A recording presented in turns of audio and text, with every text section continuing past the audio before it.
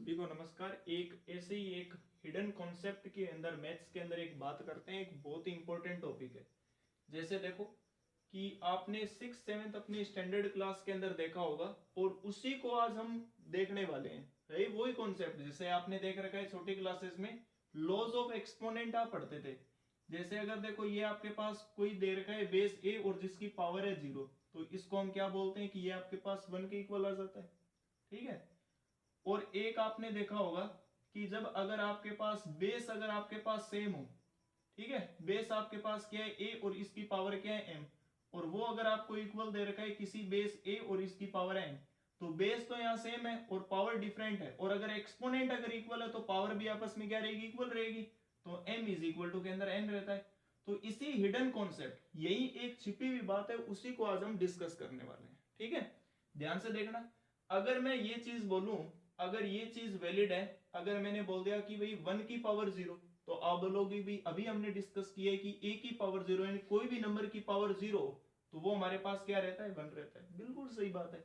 और साथ में हमने ये बात भी बोल दी कि भी 1 की पावर अगर हमने 1 किया तो वो भी हमारे पास क्या रहता है, 1 के इक्वल आता है। तो इन दोनों से फिर हम ये बता सकते हैं कि अगर इनका RHS इक्वल है तो 1 की पावर 0 इज इक्वल टू में क्या आ जाएगा, 1 की पावर 1। भाई अगर देखो इनका राइट हैंड साइड इक्वल है तो लेफ्ट हैंड साइड भी इक्वल रहेगा। और फिर ये भी हम बात बता सकते हैं कि अगर इनका जो एक्सपोनेंट अगर सेम है, हमारे पास जो बेस है इनका हमारे पास क्या है, सेम है, तो इनका एक्सपोनेंट क्या रहेगा, बराबर रहेगा, यानी 0 इज इक्वल टू 1। यहां देखो जैसे बेस आपके पास क्या था a, तो इनका अगर सेम बेस है तो जो एक्सपोनेंट भी क्या रहेगा, बराबर रहेगा, यानी m is equal to n। तो इसका मीन क्या हो गया, 0 इज इक्वल टू 1 आना चाहिए। बट ये आपके पास क्या है, गलत चीज है भाई। 0 कहां से 1 के बराबर हो गया। हमने देखो सारी की सारी चीजें हमने प्रॉपर्टी का यूज किया, बट हमारे पास ये चीज रॉन्ग हो गई। अब कोई इस चीज में भी गलती नहीं बता सकता, ये भी सही बात है, ये भी सही बात है और ये भी बात सही है, बट ये बात गलत है। क्योंकि यहां एक आपको छोटी सी जो चीज है वो बताई नहीं जाती छोटी क्लासेस के अंदर। वो क्या है कि ये प्रॉपर्टी कब लगती है कि जब सेम बेस हो और एक्सपोनेंट अगर अलग अलग हो, और एक अब बेस जब बराबर रहे, तो m is equal to n कब रहता है आपके पास, जब a आपके पास 1 के इक्वल ना हो, तब ये प्रॉपर्टी लगती है। अब आप बोलोगे भी ये कैसे हुआ, चलो ध्यान से देखना, इसका कॉन्सेप्ट पढ़ते हैं हम। इस चीज के लिए देखो a1 क्यों नहीं होना चाहिए वो चीज समझा रहे हैं यहाँ। देखो a की power m is equal to a की पावर n है। अगर मैं यहाँ दोनों तरफ log ले लूं तो वो क्या होगा, तो क्या हो जाएगा, log बेस e a की power m is equal to में क्या हो जाएगा, log a की power n to the base e हो गया। इसको लेफ्ट हैंड इधर लेके आओ, तो क्या हो जाएगा, log a की power m to the base e minus क्या हो जाएगा, log a की power n to the base e is equal to में आ गया 0। यहां से अगर हम देखो log की प्रॉपर्टी लगाएं, तो log की प्रॉपर्टी क्या बोलती है हमारे पास कि log n की पावर अगर n हो तो जो पावर होती है वो आगे की तरफ आ जाती है, यानी n log क्या हो गया, m हो गया। कोई भी बेस आपके पास रहे, तो यहां से हम क्या बता सकते हैं, ये जो m है आगे की तरफ आ जाएगा, n भी क्या होगा, आगे की तरफ आ जाएगा।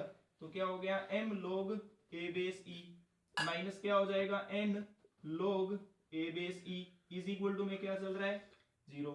यहां से देखो log a base e, log a base e common है, तो यहां से मैं ये लिख सकता हूं log a base e common ले लिया, अंदर की तरफ क्या आ गया, m minus n is equal to में 0।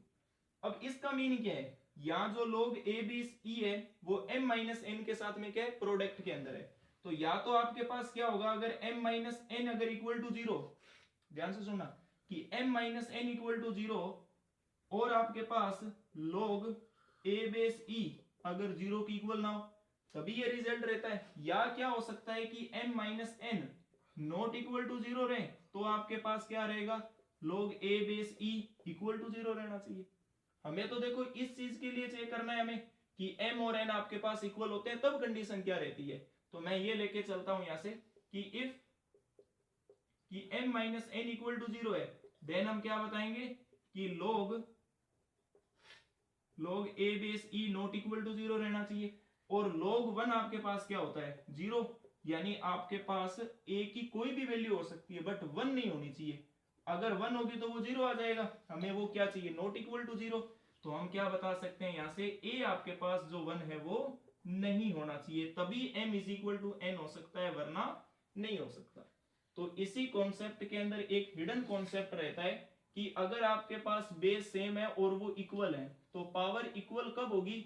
जब वो आपके पास जो बेस है वो 1 ना हो। यानी आप ये बता सकते हो कि अगर मैंने यू लिख दिया 3 की पावर 6 इज इक्वल टू के अंदर आपके पास 3 की पावर आपके पास a है, तो आप ये बता सकते हो कि a इज इक्वल टू 6 होगा। बट यहां अगर 1 होगा बेस, तब आप ये नहीं बता सकते। ये चीज ध्यान थी, ये 6th स्टैंडर्ड या 7th स्टैंडर्ड में ये चीज बताई जाती है, बट ये हिडन कॉन्सेप्ट रहता है, ये स्टार्टिंग में ही बता दी जाए तो बढ़िया चीज रहती है, वरना आगे 11th 12th के अंदर बता जाता है तो उसे ये चीज समझ नहीं आ पाती।